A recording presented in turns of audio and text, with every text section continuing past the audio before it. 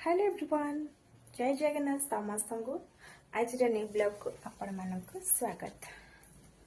हम दीप्ति मैडम सकाଳେ आसिक कही आज लंच रे रोसे करबेनु बिरियानी आनिबी। मैडम 3टा बिरियानी आनिक देइथिले तो हस्बैंड हॉस्पिटल लेइथिले माँ छुआ 2टा तो गार्गी को हाफ खोलिक देदेली आ सब रखी देती तो मो मनटा टिके भल नथिला सेथिबे मु टिके लेट रे खाइदेली। ता संगे एते मिसिकी थिबो तार एते दुख कष्ट सुनला परे मनटा कोन भल लागिबो सेथिबे मनटा भल नथिला मु टिके लेट रे खाइबा खाइली खाइबार टेस्ट भी जानि पार नथिली। तो इवनिंग रे एठी मु टिके बाहर को आस्तिली गार्गीर काली टीचर्स डे पालन करछुनी 4 तारिख रे तो किछि गिफ्ट किनिक रैप कर देथिली घरे